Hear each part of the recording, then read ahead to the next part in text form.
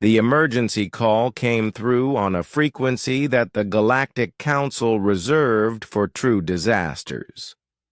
Day was adjusting the walking settlement's route to follow a promising mineral survey when Hana's voice cut through the morning routine with an urgency that made him stop everything. "We've got multiple settlements reporting critical failures," she announced from the communications center. "The Velnari spires are showing structural stress beyond their safety margins. 3 Kethron. Tunnel sections have flooded completely, and the Merlani floating city is losing altitude." Through the external cameras, they could see smoke rising from several locations across the landscape. What had started as a competition between the galaxy's greatest builders was becoming a rescue operation. "How bad?" Day asked, already changing their course toward the nearest emergency signal.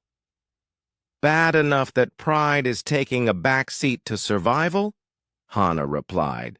"Veltar is requesting immediate assistance with evacuating non-essential personnel from the crystal spires." The walking settlement had been designed with modularity in mind, but Day and Hana had never tested its capabilities as a large-scale rescue platform. As they approached the Velnari construction site, they began rapidly reconfiguring the habitat modules to accommodate refugees from multiple species. "Medical Bay in Section 3, Hana called out as she coordinated the emergency response. "Temporary housing in Sections 4 and 6. Emergency supplies distribution from the main cargo area." The crystal spires were more beautiful than ever, but their beauty was now dangerous. Stress fractures ran through the crystalline structures, like frozen lightning, and the harmonic resonance that had once been music now sounded like screaming. The geological shift that Hana's models had predicted was happening ahead of schedule, and with more intensity than anyone had anticipated. Veltar met them at the base of the settlement's extended boarding ramp. The crystalline being's normally perfect surface showed cracks that mirrored the damage to its architectural masterpiece. "We underestimated the planetary cycles," Veltar admitted, its harmonic voice carrying notes of something that might have been humility. "Our structures cannot adapt to changes this fundamental." "How many need evacuation?" Day asked, not wasting time on post-mortems. 47 Velnari engineers and their support staff. But we also have visiting researchers from other species who were studying our harmonic construction techniques.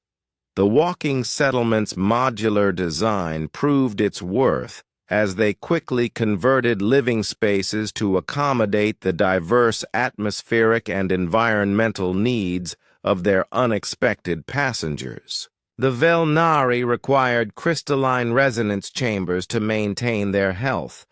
The visiting Fluxara needed energy containment fields. The organic species needed traditional life support systems. Your settlement can house all of these different requirements simultaneously? Asked one of the rescued engineers. Human settlements have always been mixed communities, Hana explained while helping to set up the emergency housing. We design for diversity because that's how humans live. But the Velnari crisis was just the beginning.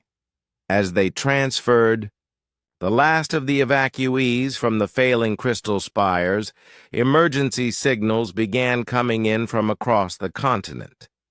The planetary cycle that was reshaping the mineral deposits was also affecting every other system on Cathera 7. The Kethron. Tunnels weren't just flooding. They were being crushed as the geological compression shifted load-bearing strata. Grixon's carefully planned underground city was becoming a tomb of its own engineering excellence. "We can carry maybe 30 Catherine safely," Day calculated, looking at the space available after accommodating the Velnari refugees. "But their colony has over 200 individuals." "Then we make multiple trips," Hana said simply. "The settlement can move faster than the geological changes. We evacuate who we can, find them temporary shelter, then come back for more." The rescue operation turned into a complex logistical challenge that tested every system the walking settlement possessed. The modular habitat sections reconfigured themselves dozens of times as they accommodated different species with incompatible requirements. The medical bay treated everything from crystalline stress fractures to insectoid respiratory distress to energy being containment failures. Most challenging was the psychological impact of seeing their greatest engineering achievements fail. These were species that had built wonders across the galaxy, and now they were refugees fleeing from buildings that were supposed to last forever. "Our tunnel system was designed to endure planetary bombardment," Grixon said quietly as they watched. "The last Kethran survivors board the walking settlement. We never considered that the planet itself might choose to rearrange its geology." "Planets don't choose anything," Hana replied gently, "but they do follow patterns. We just didn't understand the patterns well enough when we started building." The Merlani floating city presented a different type of challenge. Instead of structural failure, they were experiencing system cascades as their bioorganic components struggled to adapt to atmospheric changes caused by the planetary cycle. The living city was essentially getting sick. "Can your settlement reach altitude?" asked the Merlani commander as the walking settlement approached their emergency landing site. "Not that kind of altitude," Day replied, "but we can carry your people to areas where the atmospheric composition is more stable." The rescue operation evolved into something unprecedented in galactic history. A single settlement was providing disaster relief to multiple civilizations simultaneously, adapting its capabilities in real time to meet whatever needs arose. But more than just providing emergency shelter, the walking settlement was demonstrating a completely different approach to the challenges that Cathara 7 presented. Instead of trying to build structures that could endure anything the planet might do, they had built something that could respond to whatever the planet actually did. "Your settlement is not fighting the planet," observed a Fluxara researcher who had been studying the human approach. "It is dancing with it." "Dancing is a good way to put it," Hana agreed, checking the atmospheric readings as they moved toward ice, another refugee pickup point. "You have to pay attention to your partner's movements and respond accordingly." "But dancing requires that both partners know the steps," the researcher pointed out. "Or that at least one partner is willing to learn," Day added. As the days passed, the walking settlement became a mobile ark carrying representatives of multiple civilizations away from the ruins of their static achievements. The diversity of species aboard created challenges but also opportunities. Velnari harmonic engineering helped optimize the energy distribution systems. Kethran tunneling expertise improved the internal layout efficiency. Merlani bioorganic adaptation techniques enhanced the life support systems. "We're not just rescuing people," Hana realized. as she watched a mixed group of engineers from 4 different species working together to solve a resource allocation problem. "We're creating something new." "A mobile civilization," Day agreed. "Multiple species working together in a settlement that can adapt to whatever conditions they encounter." The walking settlement had grown beyond its original design. Additional modules were being constructed from salvaged materials as they rescued more refugees and accumulated more expertise. The structure was evolving, becoming more sophisticated and more capable with each crisis they solved. But the most important, evolution was social. Species that had been competing were now cooperating. Engineers who had been rivals were now teammates. The artificial boundaries between civilizations were being replaced by the practical requirements of shared survival. "We should establish permanent refugee settlements," suggested Veltar during one of the evening planning sessions. "Distribute our populations among multiple static locations for safety." Or, Hana said quietly, "we could build more walking settlements." The suggestion hung in the air like a new possibility. Not just rescue operations, but a new way of life. Not just surviving planetary cycles, but thriving within them. Multiple mobile settlements, Grixon clicked thoughtfully. Each one adapted, for different purposes. Different environments, different species combinations. "A civilization that moves," added the Merlani commander. "That responds to challenges instead of just enduring them." Through the observation windows, they could see the lights of other settlements across the landscape, some failing, some holding on, all of them locked in place by the assumptions that had guided their construction. The walking settlement continued, its journey through the alien night, carrying the seeds of something that might be more important than winning a competition. They were carrying the future. 6 months after the Great Restructuring, Day stood on the observation deck of what was no longer just a walking settlement, but had become the prototype for an entirely new form of civilization. Through the transparent aluminum windows, he could see a landscape that Cathara 7 had optimized for life, beauty, and abundance. Crystal formations sparkled in valleys that had been barren rock before the planetary reorganization. Rivers flowed in patterns that seemed almost artistic in their mathematical precision. And scattered across this transformed world, other walking settlements moved like gentle giants across the terrain. The competition for mining rights seemed like ancient history now. When the Galactic Council finally arrived to evaluate the settlement projects, they found something none of them had expected. Instead of a winner and losers, they found the birth of a new way of living with planets instead of on them. "The results are unprecedented," announced Council Prime Zareth, as the evaluation committee toured the walking settlement network that now spanned 3 continents. "We came to judge construction projects. We found the evolution of civilization itself." Hana joined Day at the observation window, carrying a data pad filled with the reports they had been preparing for the council. "The biodiversity surveys are remarkable," she said.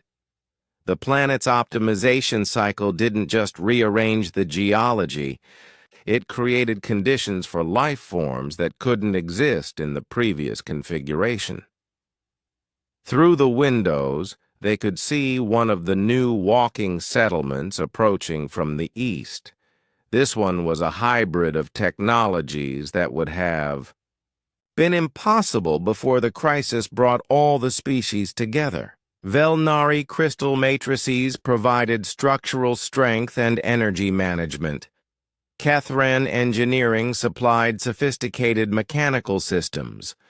Merlani bioorganic components handled life support and environmental adaptation. And human mobility. Concepts made it all work together as a unified system. 17 settlements now, Day observed, watching the graceful approach of their sister city. Each one different, each one adapted for specific purposes or specific species combinations. But all of them mobile, Hana added, all of them designed to work with planetary systems instead of fighting them. The walking settlement network had become more than just a collection of mobile habitats.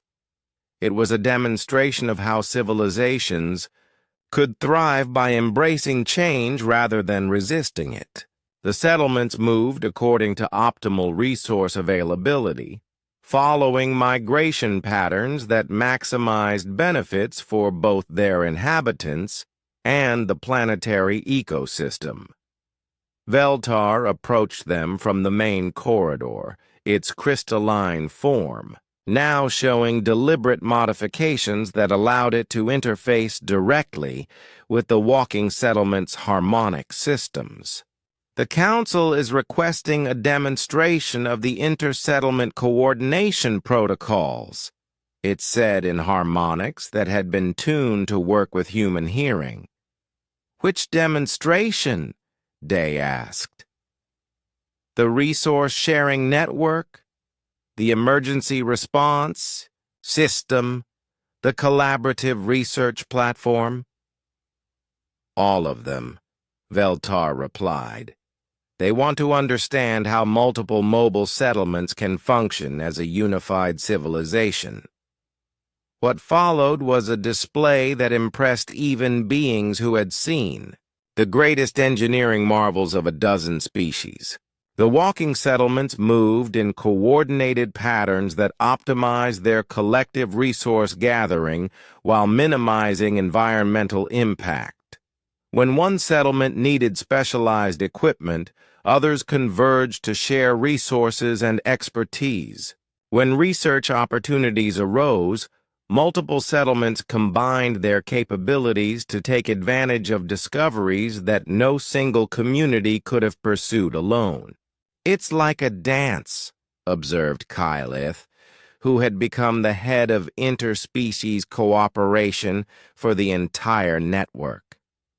But a dance where everyone benefits and no one gets tired.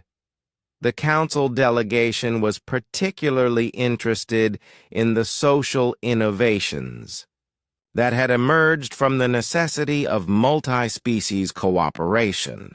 Traditional hierarchies had been replaced by fluid leadership structures that adapted to whatever challenges arose. Resource allocation was handled by algorithms that balanced individual needs with community optimization. Conflict resolution had evolved into collaborative problem-solving that turned disagreements into opportunities for innovation. You have created a post-scarcity society, noted one of the Council economists. Not through resource abundance, but through resource optimization and sharing.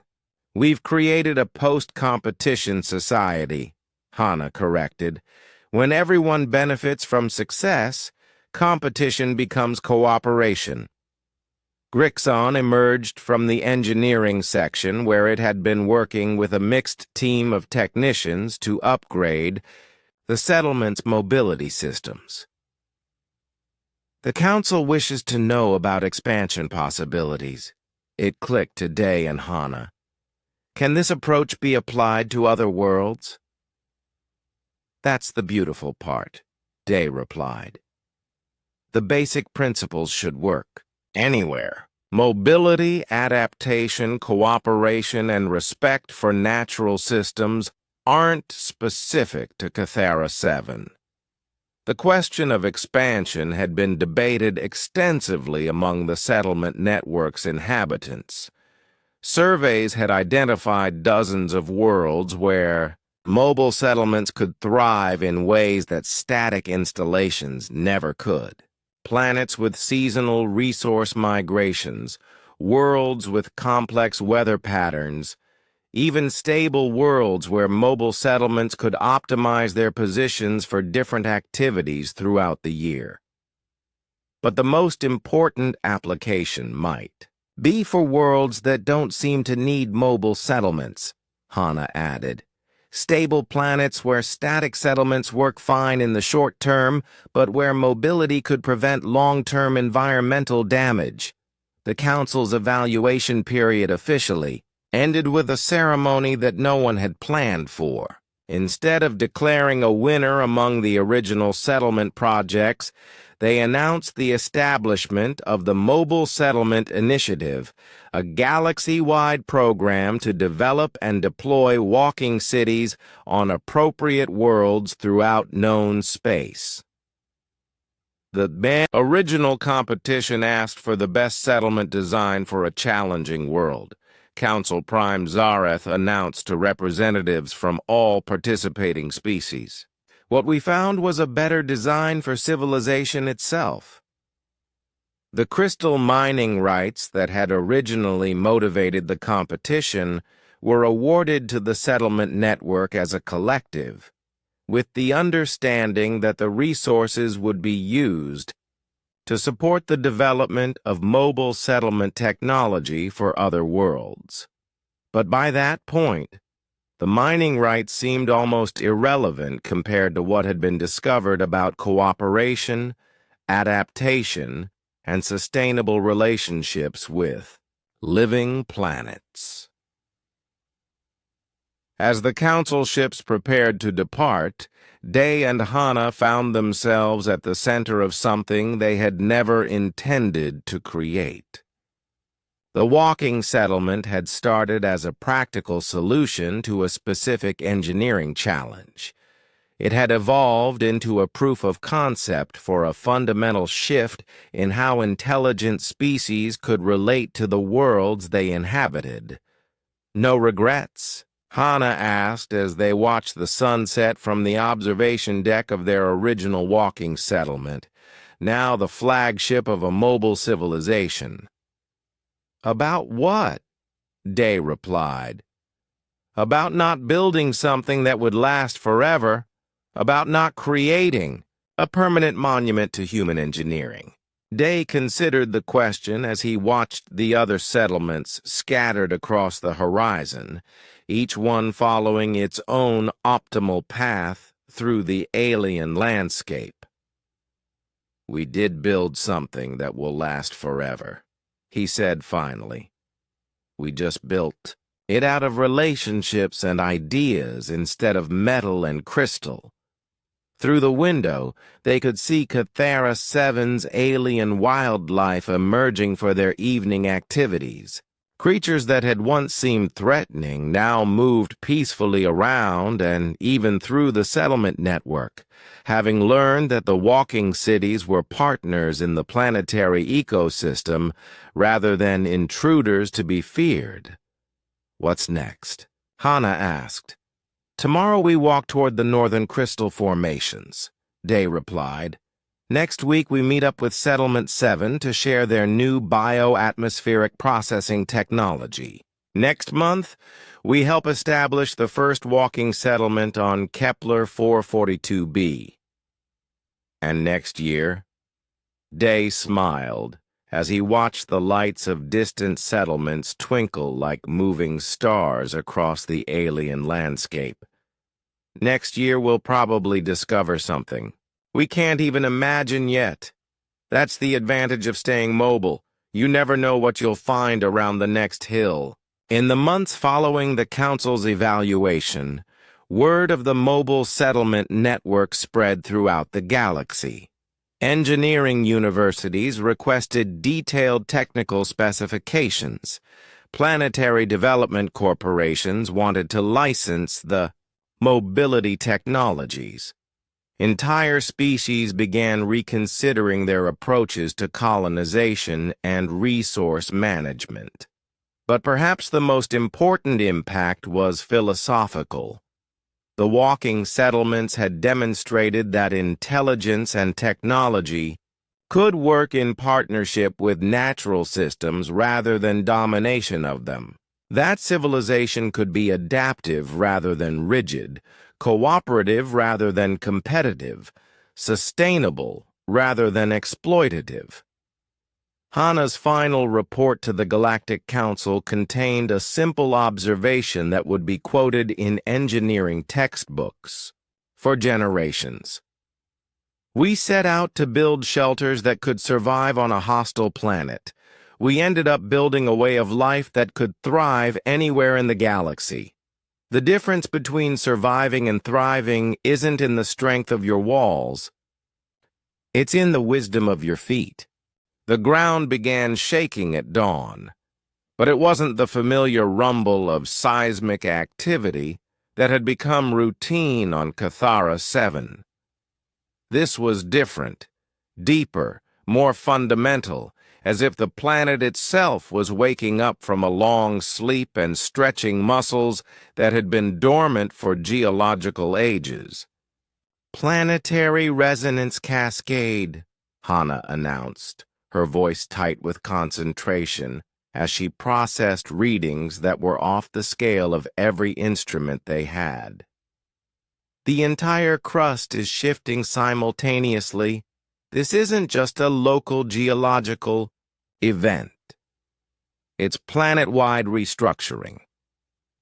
From the observation deck of the walking settlement, Day watched the horizon writhe like a living thing. Mountains were rising where valleys had been yesterday. New chasms opened across landscapes that had seemed stable just hours before. In the distance, they could see rivers changing course in real time as the planet's surface flowed like slow motion. "Liquid. How bad?" he asked, though the answer was written across the catastrophic readings on every display. "Bad enough that the distinction between surviving and thriving just became academic," Hana replied. "This is extinction-level geological activity. Nothing static is going to survive what's coming." The emergency communications channels lit up with distress calls from across the continent. The few remaining static settlements were reporting total system failures as the ground beneath them shifted beyond anything their foundations could accommodate. Even structures that had weathered previous challenges were being torn apart by forces that treated solid rock like ocean waves. But the walking settlement rode the chaos like a ship on stormy seas. When the ground buckled beneath one set of legs, the sophisticated balance systems shifted weight to the other limbs. When fissures opened in their path, the mobile habitat simply changed direction. When mountains began rising directly ahead of them, they walked around the geological upheaval, as casually as avoiding a fallen tree. "All settlements are reporting critical structural failure," came the voice of a Galactic Council coordinator, transmitted from orbit where even the observation ships were struggling with the electromagnetic interference generated by the planetary restructuring. "Evacuation protocols are in effect for all non-mobile installations." "Copy that," Day replied. "Walking settlement responding to all emergency signals. Current passenger capacity at 60% with room for additional refugees." What followed was the largest rescue operation in galactic history, conducted by a single mobile platform that had been dismissed as a curious human experiment just months earlier. The walking settlement became a lifeline for hundreds of beings whose civilization's greatest engineering achievements were being humbled by a planet that had decided to rearrange itself.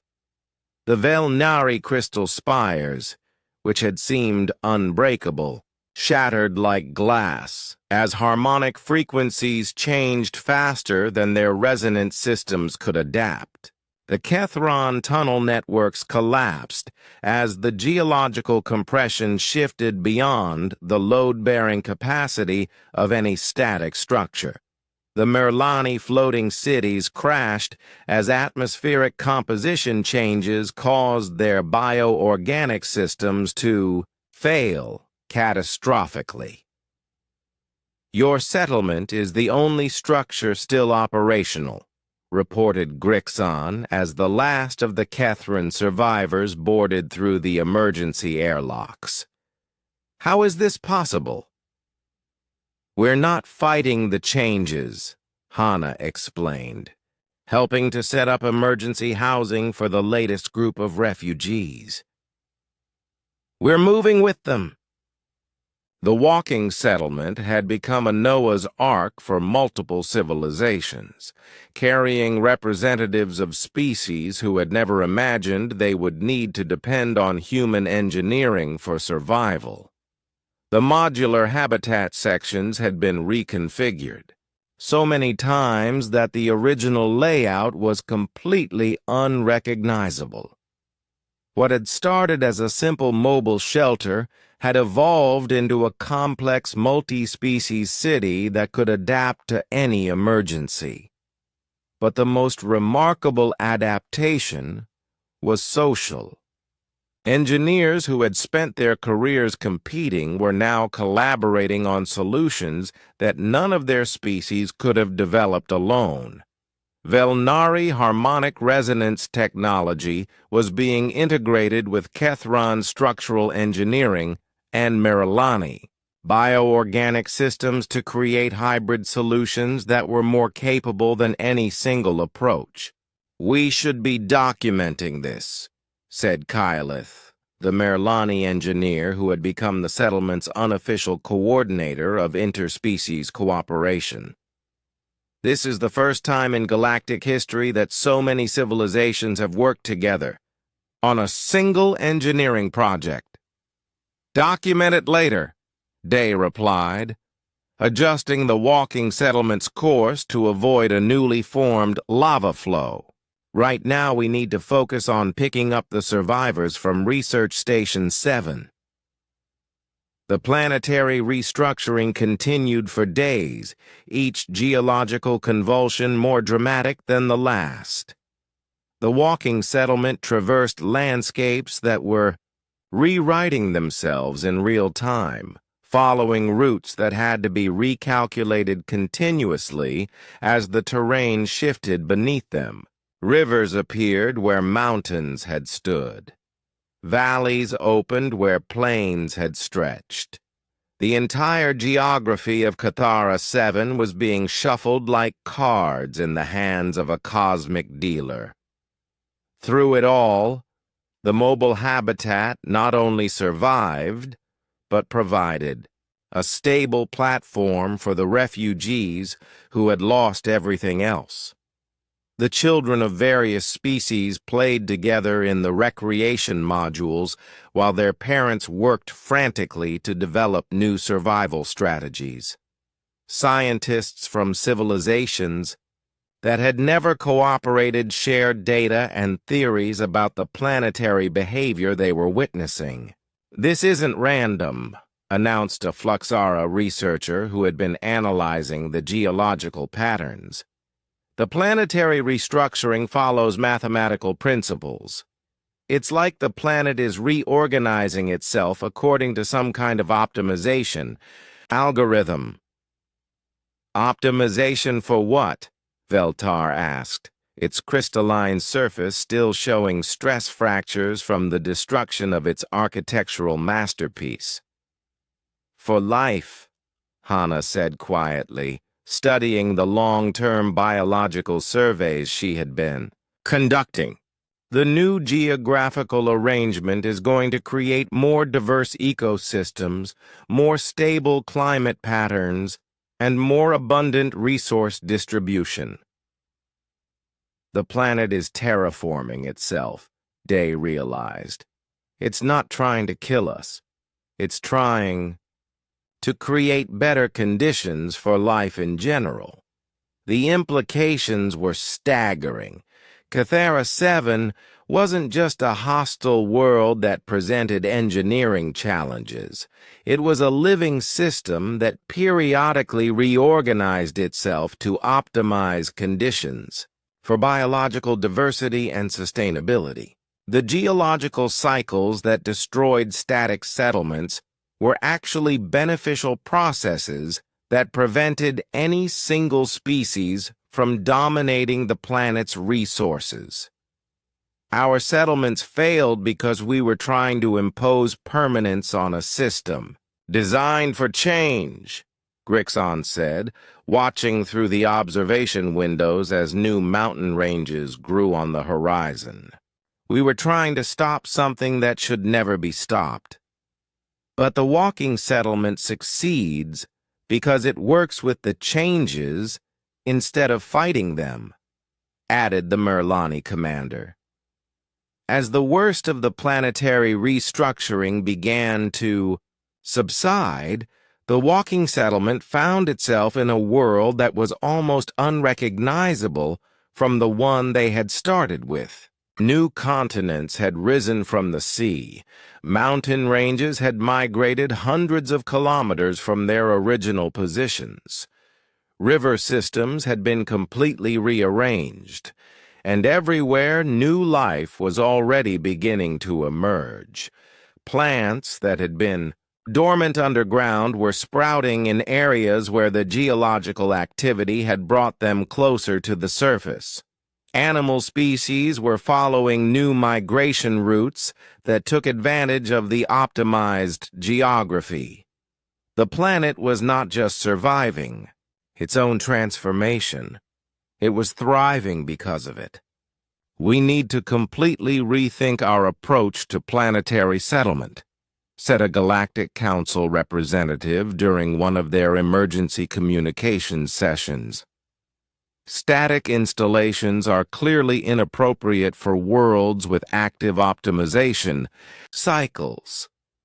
Not just active worlds, Hana replied. Any world where life is meant to flourish long-term. Permanence might actually be the enemy of sustainability. The walking settlement had become proof of concept for a completely new approach to civilization. Not conquest of natural systems, but partnership with them. Not resistance to change, but adaptation that turned change into opportunity.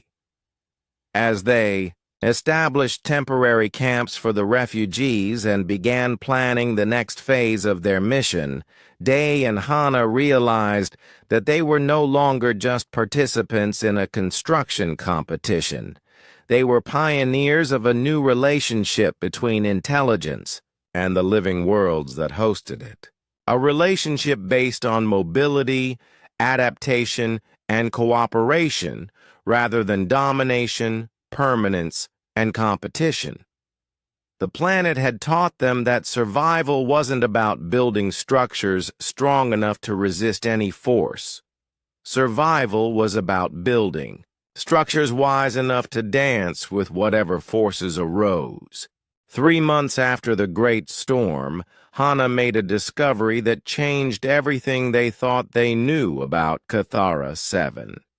She had been tracking the movement patterns of native wildlife, trying to understand how creatures survived on such a hostile world, when she noticed something that made her stop breathing for a moment. "Day, you need to see this," she called from the observation deck of their walking settlement. He found her staring at a display that showed months of accumulated data. Animal migration routes, geological surveys, atmospheric readings, and resource distribution maps all layered together in a complex three-dimensional model. "What am I looking at?" he asked. "The planet's pattern," Hana said quietly. "It's not random. None of it is random." The data painted a picture that was beautiful and terrible in its complexity. Cathara 7 wasn't just a hostile world that threw random challenges at anyone foolish enough to land on it. It was a living system where everything, weather, geology, biology, even the distribution of mineral resources, followed intricate cycles that repeated on scales ranging from days to decades. The storm we survived 3 months ago? Hana pointed to a section of the data. It happens every 18 months. Same intensity, same duration, same path across the continent, and 6 months after each great storm, the crystal deposits shift to new locations following this geological pattern. Day studied the projections with growing amazement. So the richest mining sites move in a predictable cycle. What's worthless today might be the most valuable location on the planet next year, and what's valuable today might be barren rock in 2 years. But the implications went deeper than just resource management. The native ecosystem had evolved to work with these cycles, not against them. The most successful species were nomadic, following resources and favorable conditions as they moved across the planet according to ancient rhythms. The other settlements, Day said slowly, they're all built in places that look optimal right now. But we'll be completely wrong in a few months, Hana confirmed. The Velnari spires are positioned perfectly for the current crystal formations and energy flows. But when the next geological shift happens, they'll be in the worst possible location. And the Kethron tunnels? Hana pulled up the underground water flow predictions. Will be completely flooded during the next hydrological cycle, which should start in about 7 months. They spent the next week refining their understanding of the planetary cycles. The walking settlement's mobility allowed them to gather data from locations that static settlements could never reach, building a comprehensive model of how Cathara 7 actually worked. The planet operated like a vast, slow-motion dance. Resources moved in predictable patterns. Weather systems followed routes that repeated with clockwork precision across different time scales. Even the biological activity of native species was synchronized with geological and atmospheric cycles that spanned years. "We need to share this information," Hana said after they had confirmed their findings. "The other teams deserve to know what they're dealing with, even though we're competing with them. Especially because we're competing with them, this isn't about winning anymore. This is about survival." The response to their data was mixed. Veltar studied the projections with what appeared to be crystalline skepticism. "You suggest that our permanent settlements are fundamentally flawed because the planet changes according to some theoretical cycle?" "Not theoretical," Hana replied, showing the mathematical models that supported their conclusions. "Measurable, predictable, and repeating. Your spires are beautiful and incredibly well-engineered, but in 14 months, they're going to be in the path of geological forces that will tear them apart. The Velnari have built structures that have endured for millennia," Veltar responded. "Our engineering does not fail because of planetary tantrums." Grixon was more receptive to the data, but only because it confirmed some of the underground survey work the Kethran had been conducting. "The tunnel stability analysis shows seasonal variations," the insectoid commander admitted, "but we assumed these were minor fluctuations." "They're not minor," Day said, showing the water flow projections. Your tunnels are positioned in what will become underground river channels during the next hydrological cycle. Then we dig deeper. How deep can you dig before you hit the geological instability zones? Hannah asked, pulling up the seismic data they had collected. The answer was uncomfortable for everyone involved. Cathara 7's challenges weren't obstacles to be overcome through superior engineering. They were systemic features of a planet that had evolved to prevent exactly the kind of permanent settlement that every species was trying to build.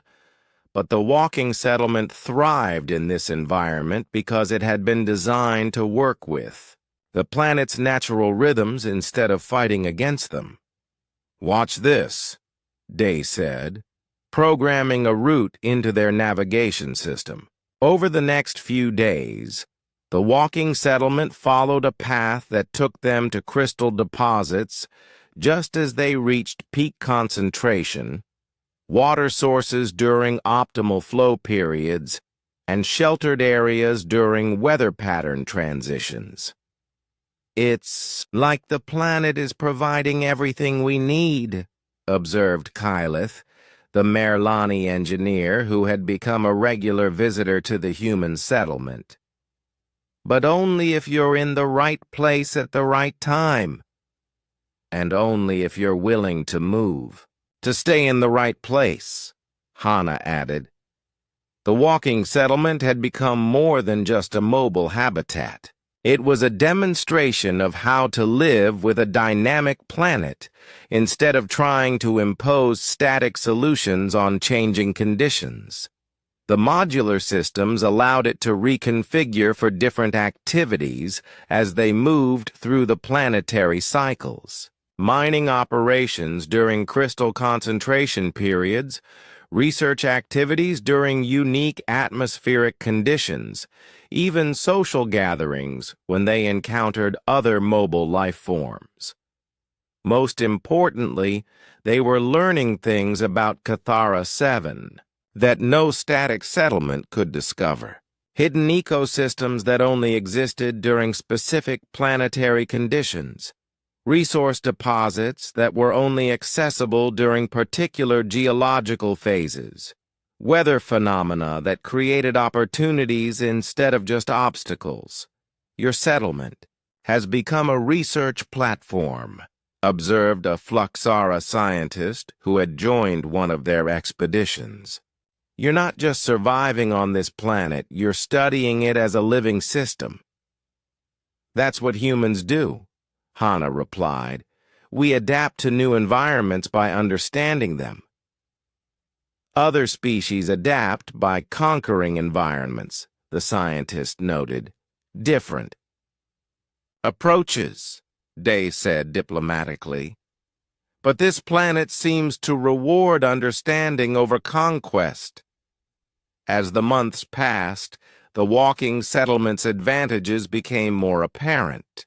While static settlements struggled with resource depletion, unpredictable weather, and changing geological conditions, the mobile habitat simply moved to wherever conditions were optimal. More importantly, they began to understand that Cathara 7 wasn't just testing individual settlements, it was testing approaches to civilization itself. The planet's cycles created conditions that favored cooperation over competition, adaptation over rigid engineering, and understanding over domination. "We're not just competing to build the best settlement," Hannah realized during one of their evening discussions. "We're demonstrating different philosophies of how intelligent species should relate to their environment." "And what philosophy does the walking settlement represent?" Day asked. Hannah looked out the observation window at the alien landscape passing beneath them as they walked toward the next optimal location. "Partnership," she said. "Working with the planet instead of trying to control it."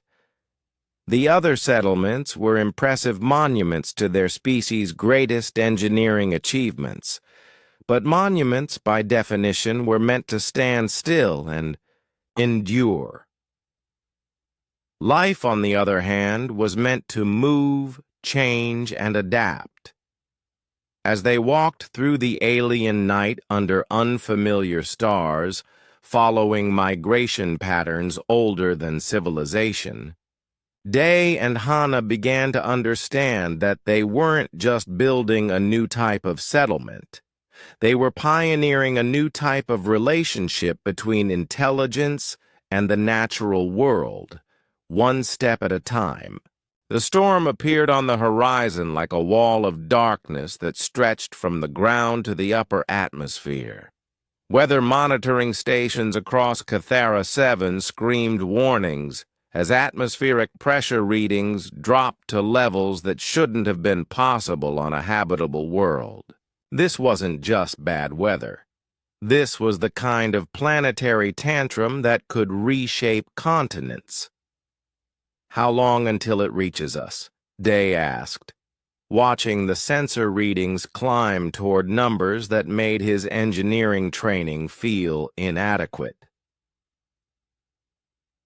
18 hours, Hana replied, her voice tight with concentration as she processed the incoming data. "Maybe less. The storm system is accelerating as it builds energy." Across the landing zone, the other settlements began their preparations for what would clearly be the first major test of their designs. The Velnari crystal spires started singing in harmonious frequencies, their crystalline structures resonating, in preparation for the energy they would need to channel. Emergency barriers grew from the ground around their base, creating additional protection for critical systems. The Kethran response was to disappear entirely. Emergency seals activated across all tunnel entrances as the insectoid builders retreated to the safety of their underground city. Their surface installations folded down into armored shells that could wait out whatever fury the planet chose to unleash. The Merlani floating city began climbing toward the upper atmosphere, seeking altitude where the worst of the storm wouldn't reach them. Their bioorganic structures shed unnecessary mass and prepared to ride out the chaos from above the weather system. Every settlement's response was logical, proven, and impressive. Every settlement was preparing to endure what was coming, except the human settlement. "So we're leaving?" Veltar asked when it arrived, to offer assistance in weatherproofing their structure. The crystalline being had expected to find Day and Hana frantically reinforcing their mobile settlement against the approaching storm. Instead, it found them calmly reviewing topographical maps and loading supplies. "We're moving to better weather," Hana said, not looking up from her route calculations. "The storm system has gaps in its coverage, areas where the pressure systems create relatively calm zones." "You're going to walk away from the storm?" Veltar's harmonic voice carried a note of disbelief. "Why fight it when we can avoid it?" Day replied, checking the leg hydraulics one final time. "Our settlement is mobile. We might as well use that advantage." Veltar watched as the humans made their final preparations. The walking settlement's solar arrays folded into travel configuration. The habitat modules secured themselves for movement. External equipment was either stored or mounted, in positions that could handle the swaying motion of rapid travel. But the evaluation requires that settlements survive the challenges of Cathara 7, Veltar pointed out. "How can you be evaluated if you are not here when the storm arrives?" The challenge is to build a settlement that can thrive on this planet, Hana said. Thriving means making smart choices about when to stay and when to go. As the storm clouds built on the horizon, the walking settlement stood up and began moving. Not the careful, testing steps of the previous weeks, but confident strides that covered ground quickly. The mobile habitat had found its purpose. From the control room, Day and Hana watched the other settlements shrink behind them as they followed a route that would take them around the worst of the approaching weather system. The biomimetic sensors that Hana had developed guided them toward areas where the atmospheric pressure remained stable, where the wind patterns created natural shelters, where the storm's fury would be diminished by the planet's own geography. Atmospheric. Readings are stabilizing, Hana reported as they reached the first waypoint on their planned route. We're in a natural pressure shadow created by that mountain ridge. Power generation holding steady, Day added. Even with the increased energy demand from rapid movement, we're maintaining positive power balance. Through the rear observation windows, they could see the storm system engulfing the area they had left behind. Lightning that could power cities flickered through clouds that seemed solid enough to walk on. Rain fell in sheets so dense that it looked like moving walls of water. Wind speeds that could strip the paint off starship hulls howled across the landscape. And in the middle of it all, the other settlements endured. The Velnari spires bent but held, their crystal matrices channeling the storm's energy into their power systems. The structures sang with harmonics that could be felt through the ground even at a distance. The Kethran tunnel entrances disappeared entirely under emergency armor that made them look like natural rock formations. The Merlani city floated serenely above the chaos, its organic components adapting to the thin atmosphere with bioengineered efficiency. They're all going to survive this, Day observed, watching the distant light show of lightning striking. Crystal spires. Surviving isn't the same as thriving, Hana replied, checking their current position against her long-term weather maps. Look at their power consumption rates. The data was telling. Every static settlement was burning through energy reserves at rates that would drain their systems within days if the storm continued. They were fighting the planet's fury with raw engineering strength, and while they were winning, the victory was expensive. The walking settlement, meanwhile, was actually gaining power, moving to areas with optimal solar exposure during breaks in the cloud cover, capturing wind energy from the storm's edges, even collecting water from the atmospheric moisture that the storm system was distributing across the continent. Storm. Duration is extending beyond initial predictions, Hana announced, after checking the latest meteorological data. This system might last for weeks instead of days. Good thing we brought extra supplies, Day replied, adjusting their course to follow a valley that would keep them in the pressure shadow of the surrounding hills.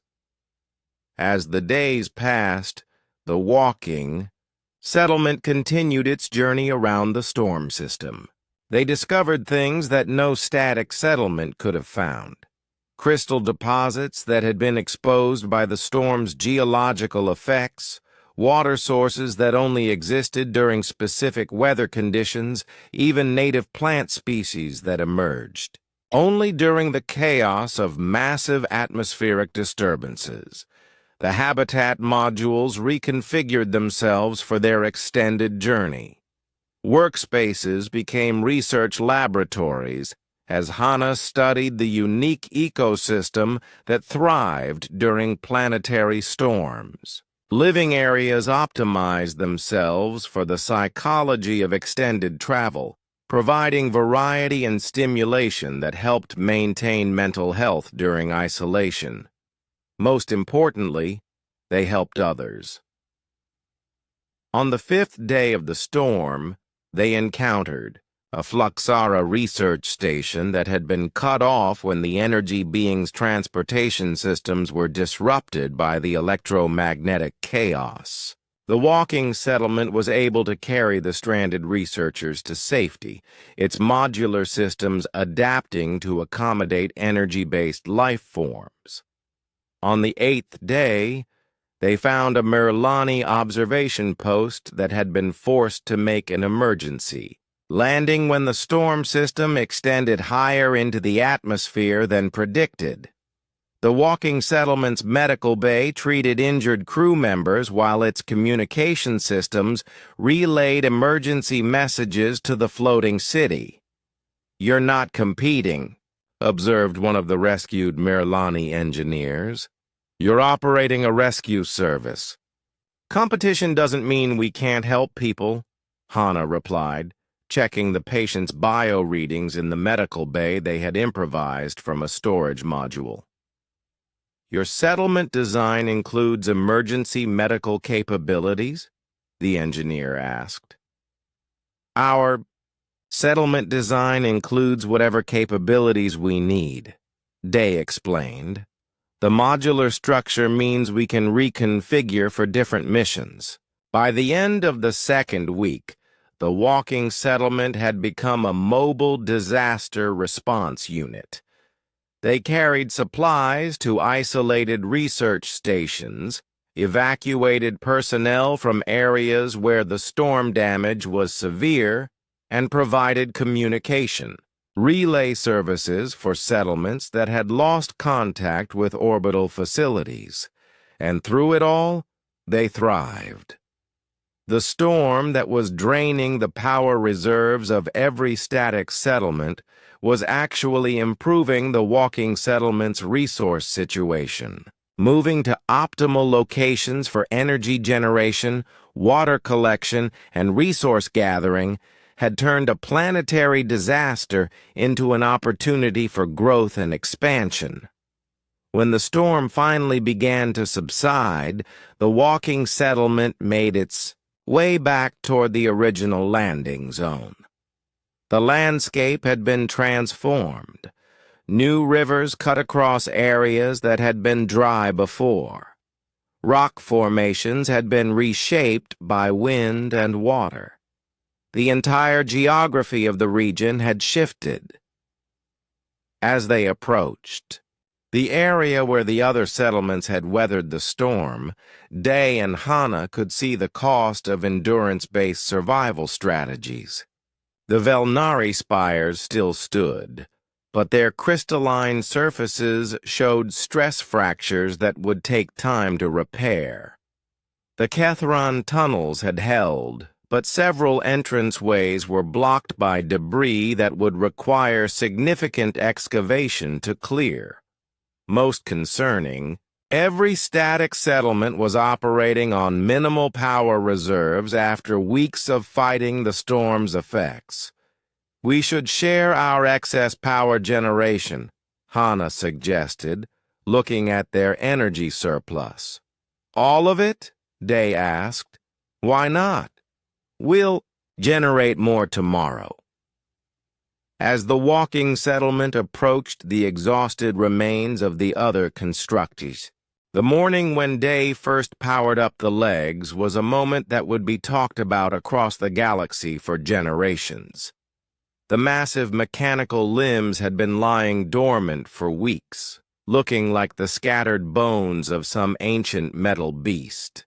Then Hana activated the power coupling, Day engaged the hydraulic systems, and 6 legs slowly lifted a building off the ground.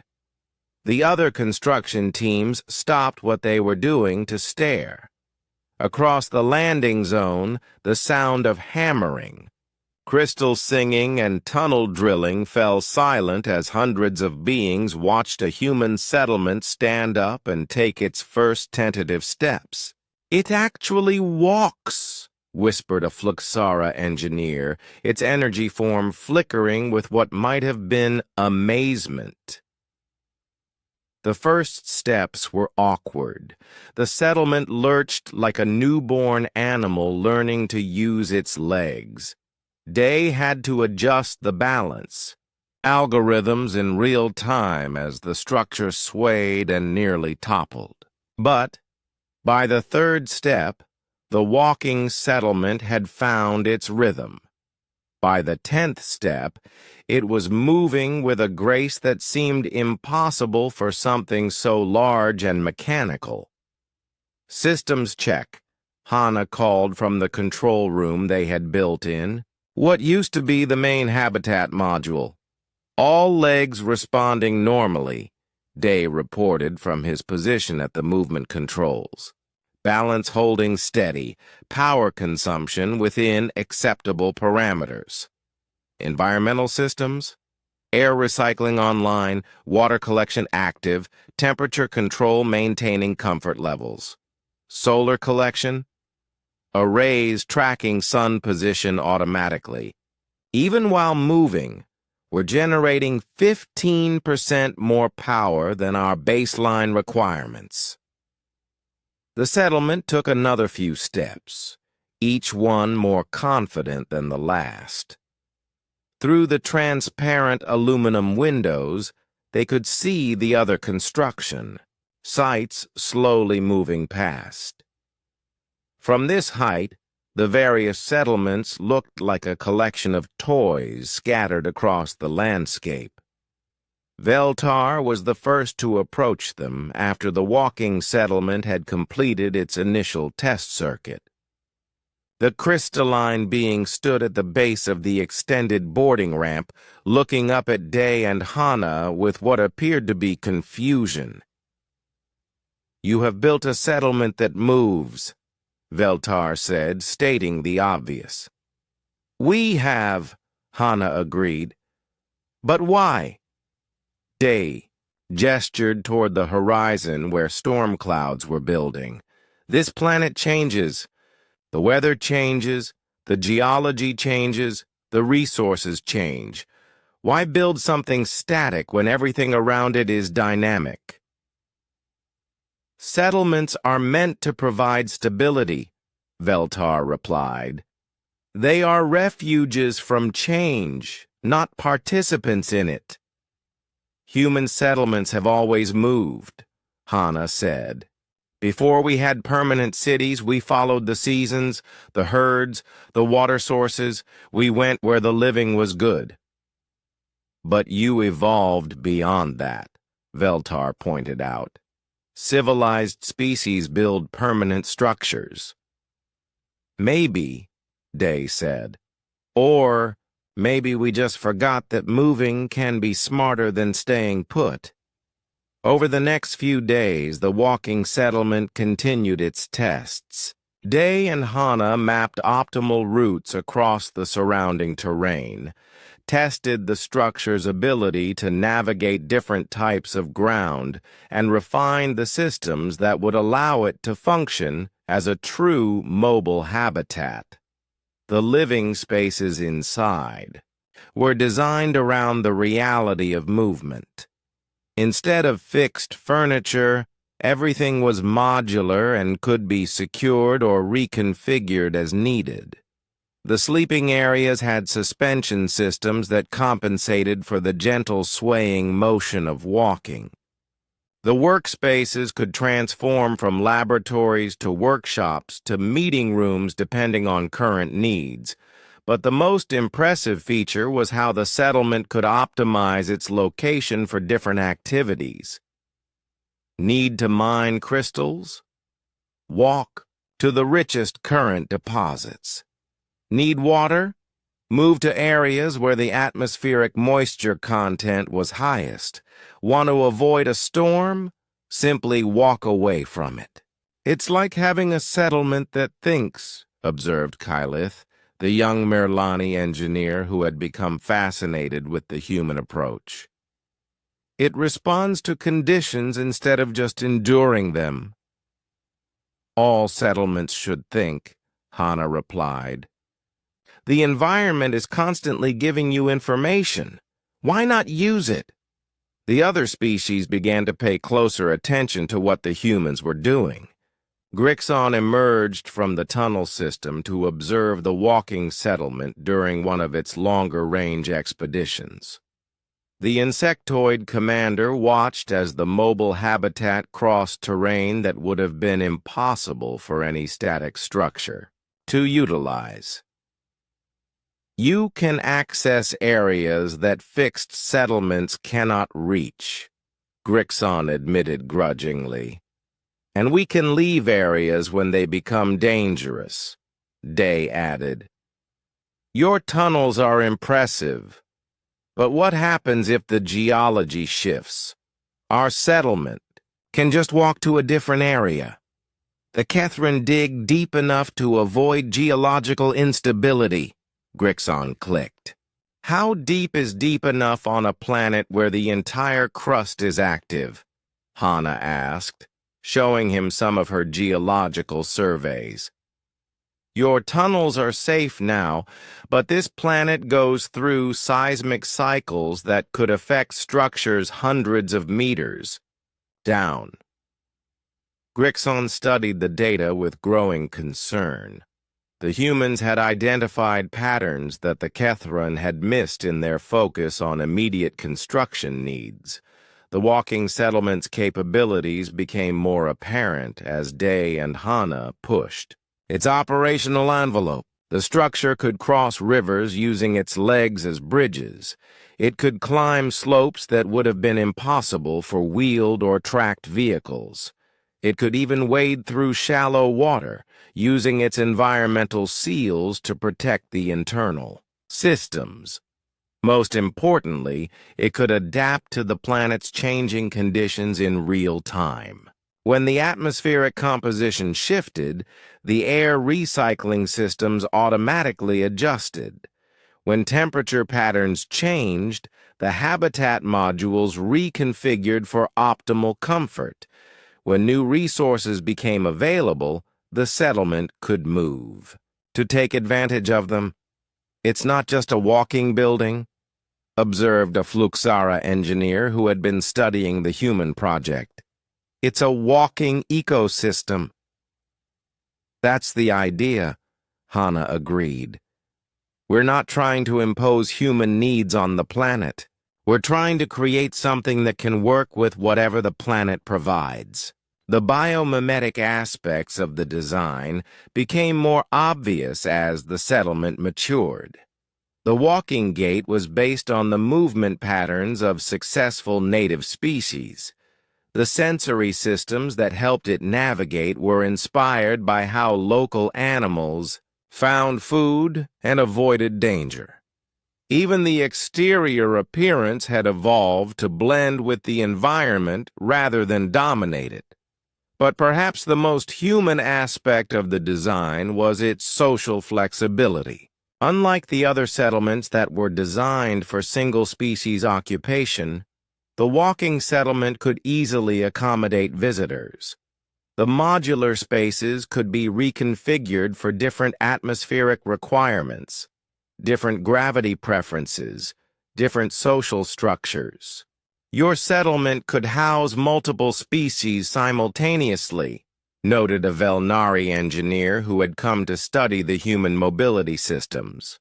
Of course, Day said.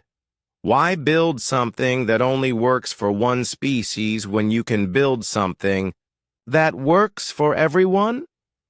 Different species have incompatible requirements, the engineer pointed out. Atmospheric composition, temperature ranges, social space needs. So you design systems that can adapt, Hana replied. It's not harder, it's just different. As the walking settlement continued its tests and demonstrations, word began to spread beyond Cathera 7. Engineers and architects from across the galaxy requested data about the human approach to mobile habitation. Universities wanted to study the biomimetic design principles. Even the Galactic Council began asking questions about potential applications for mobile settlements.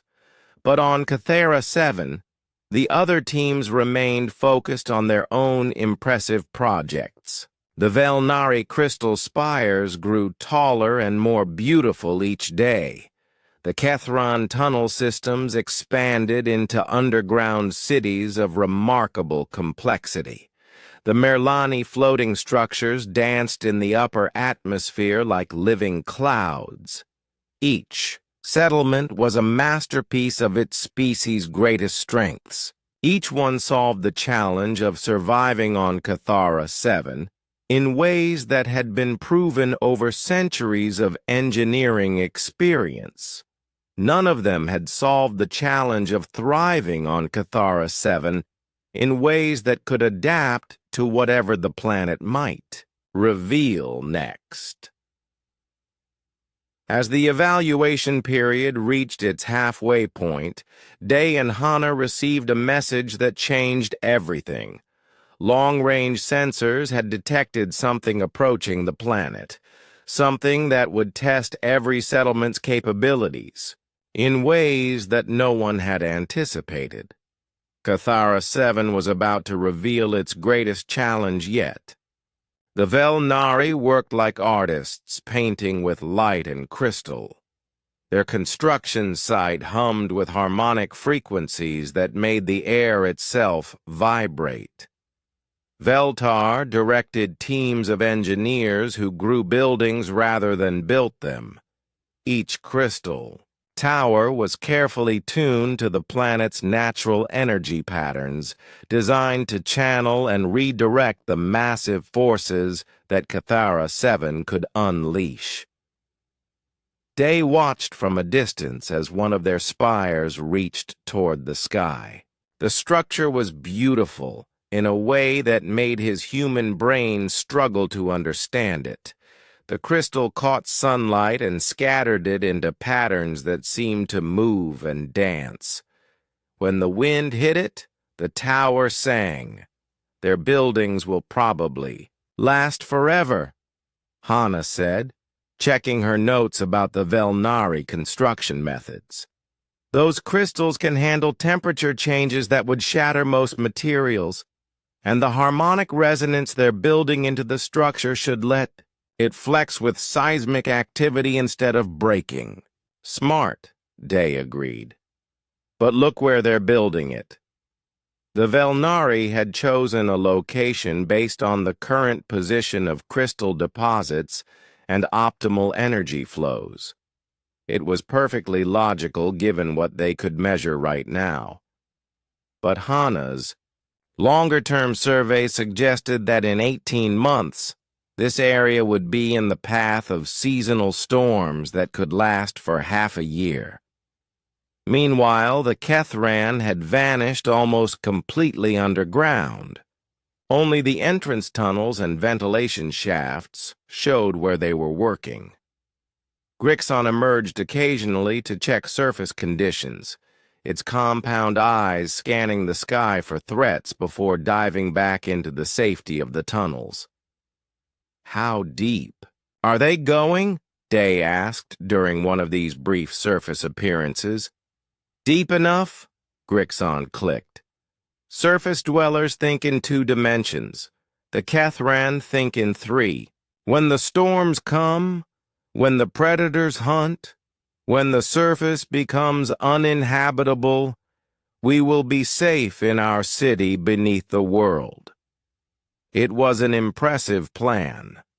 The Kethran were building a complete underground civilization with controlled climate, protected food production, and multiple redundant systems. Their tunnels were works of engineering art, carved with precision that human tools could barely match. But Hana had noticed something about the soil composition and water table that worried her. Their tunnels are going to flood, she told Day, quietly. Maybe not this season, but the underground water patterns show massive flow changes during certain weather cycles. The other species were equally impressive in their own ways. The Merlani had created a floating city that could rise kilometers into the atmosphere to avoid surface dangers. Their bioorganic structures grew like living things, adapting to wind, patterns, and weather conditions in real time. The Fluxara had built something that existed more as energy than matter, a settlement that could phase in and out of physical reality to avoid damage. Each solution was elegant and showed centuries of engineering wisdom. The galaxy's greatest builders were creating monuments to their species' greatest strengths, and all of them assumed that Day and Hana would eventually reveal some hidden human technology or construction technique that would match their efforts. Instead, the humans spent their time building what looked like a junk pile. "Is that a walking leg?" Veltar asked during one of its periodic visits to observe the human progress. Day looked up from where he was welding salvaged hydraulics to a massive mechanical joint. Eventually, yes.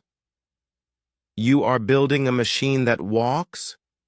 "We're building a settlement that walks," Hana corrected, not looking up from the biomimetic muscle fibers she was threading through the mechanical structure. "There's a difference. Veltar's crystalline form reflected confusion. Settlements do not walk. Settlements are permanent structures designed to endure. Most settlements, sure, Day agreed, but this isn't most planets.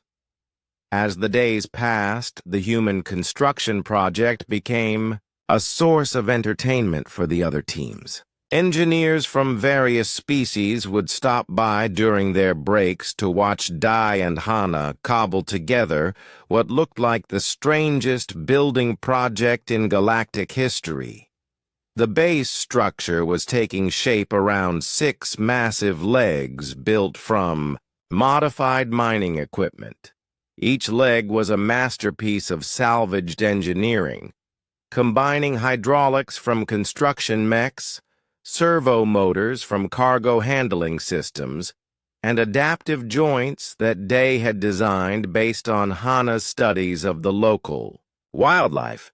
"The native creatures here have interesting locomotion patterns," Hana explained to a curious group of Merlani engineers. "They don't just walk, they flow. Their movement is designed to work with the planet's natural rhythms instead of fighting against them." The Merlani listened politely, but their expression suggested they thought the humans had lost their minds. Buildings that could float made sense. Buildings that could phase through dimensions made sense. Buildings with legs did not make sense.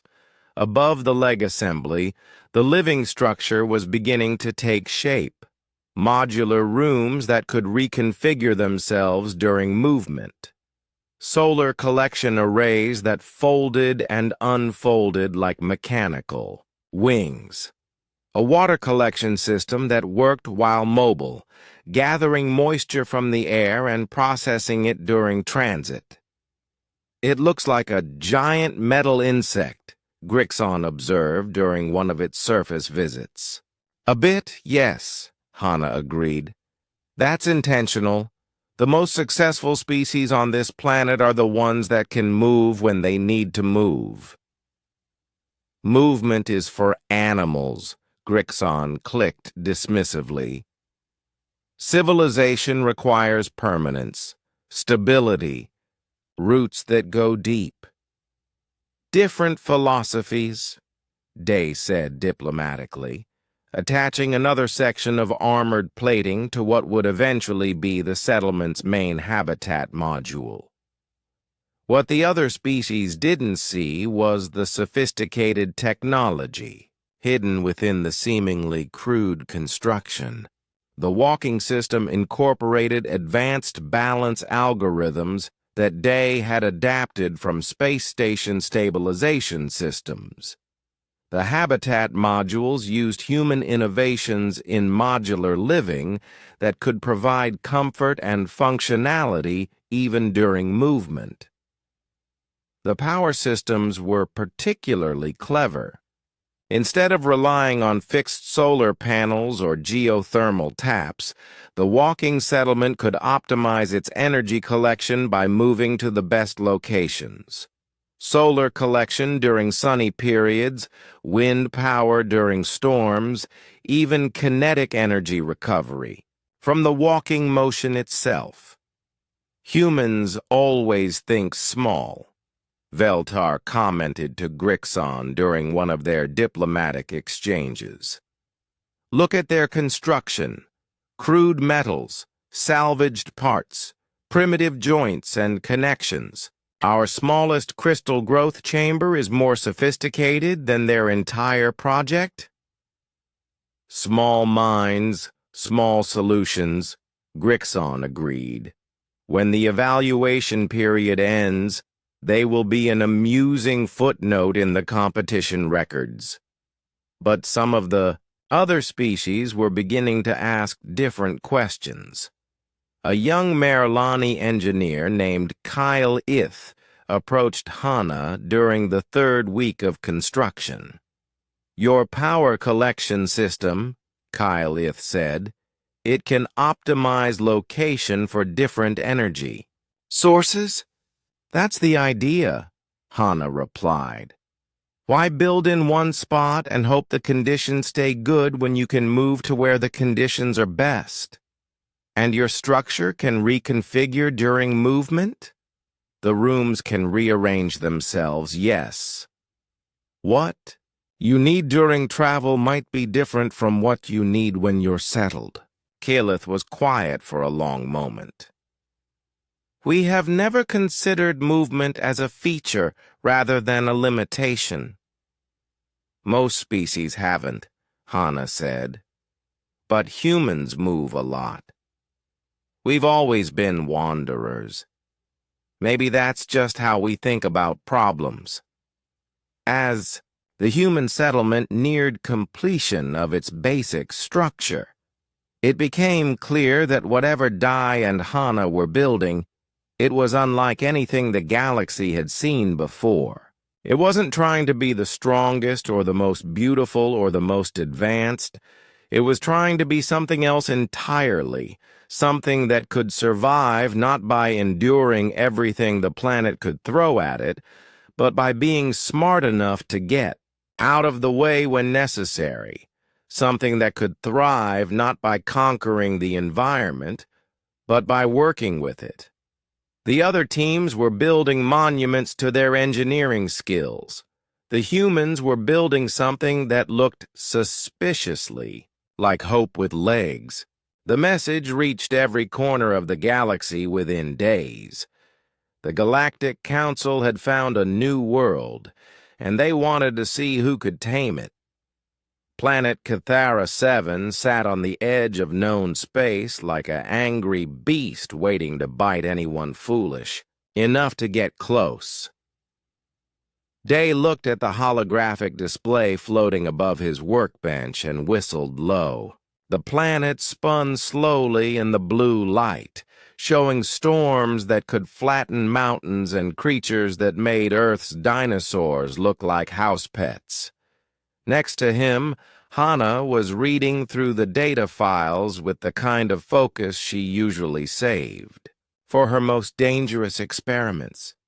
They want us to build a settlement there, Hana said, without looking up from her tablet. The species that builds the best one gets exclusive mining rights to those crystal deposits. Day zoomed in on the geological scans. The crystals were worth more than most planets. They could power starships for decades and were used in the most advanced technology across the galaxy. No wonder every major species was probably already preparing their best construction teams. Look at this weather pattern. Hana pointed to a swirling mass of clouds on the display. Storms that last for months. Temperature swings that could freeze water solid one day and boil it the next. And the native wildlife. She pulled up another file showing creatures with too many teeth and not enough friendly intentions. Day grinned. While most people would see problems, he saw puzzles waiting to be solved. When do we leave? 3 weeks later, they stood on the observation deck of their cargo ship as it approached Cathara 7. Through the thick atmosphere, they could see other vessels already in orbit. Massive construction ships belonging to the Velnari stretched like crystal cities in space. The Kethran had brought what looked like an entire fleet of drilling and tunneling equipment. Other species had ships so large they blocked out sections of stars. "We look a bit small compared to them," Hana said, watching a Velnari ship that was at least 50 times bigger than their modest cargo vessel. "Small can be good," Day replied, checking their equipment manifest one more time. "Small means fast. Small means we can change direction when everyone else is stuck going straight." The planet's surface was even more hostile than the scans had suggested. The landing zone was a flat stretch of rocky ground surrounded by jagged mountains that looked like broken teeth. The air was breathable but felt heavy, and the constant wind carried the sound of distant thunder. Other teams had already begun marking out territories and setting up their base camps. Veltar, the lead engineer for the Velnari delegation, approached them as they unloaded their equipment. The crystalline being towered over both humans, its body catching and reflecting the harsh sunlight like a walking prism. "Humans," it said in a voice that sounded like wind chimes in a storm. "I had heard your species was invited to participate. Where are your construction fleets?" Day gestured to their single ship and the pile of salvaged equipment they were unloading. "This is it." Veltar's crystalline features shifted in what might have been amusement. "You plan to build a settlement with mining equipment and ship parts? The Velnari have brought architects who have designed cities that have stood for thousands of years. We have materials that can withstand the heat of stars." "Sounds impressive," Hana said, not looking up from the atmospheric readings she was taking. "Good luck with that." As Veltar walked away, they could hear it communicating with other Velnari in their musical language. Even without understanding the words, the tone suggested they were not taking the human team seriously. Grixon, the Kethran commander, was more direct, the insectoid being scuttled over on 6 legs, its compound eyes reflecting the humans like a broken mirror. "Humans build in metal and concrete," it clicked and buzzed. "Crude materials for crude minds.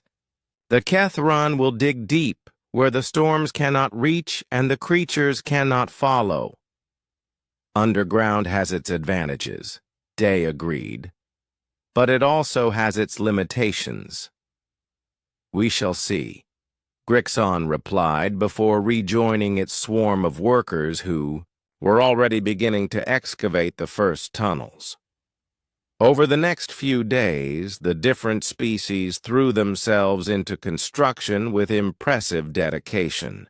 The Velnari began growing crystalline structures that seemed to sing in harmony with the planet's magnetic field. Their buildings rose like music, made solid, beautiful, and strong. The Kethron disappeared underground, and soon the sound of their tunneling could be felt through the ground even at a distance. Other species had their own approaches. The aquatic Merlani were building a floating city that could rise above the worst weather. The energy beings called the Fluxara were constructing something that looked more like a controlled lightning storm than a building. Each team worked with the confidence that came from centuries of engineering experience. Day and Hana spent their time doing something that looked much less impressive. They walked. They walked across the landing zone, around the mountains, through valleys, and across plains. They took measurements, collected samples, and recorded everything from wind patterns to the migration paths of the local wildlife. The humans are lost, they heard one alien say to another as they passed a construction site. Perhaps they are, mapping the area for their building site, another replied. For 3 days? How large do they think their settlement will be? Hana ignored the comments and focused on her instruments. She was tracking something the other teams had missed. The planet was not just hostile, it was alive in ways that went beyond the obvious creatures and plants.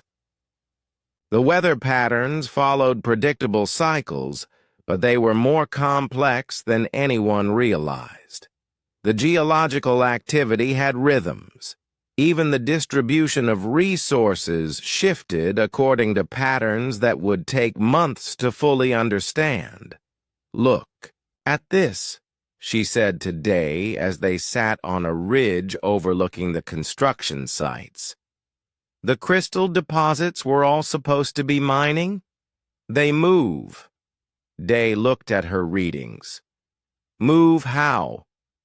The planet's core activity shifts them around.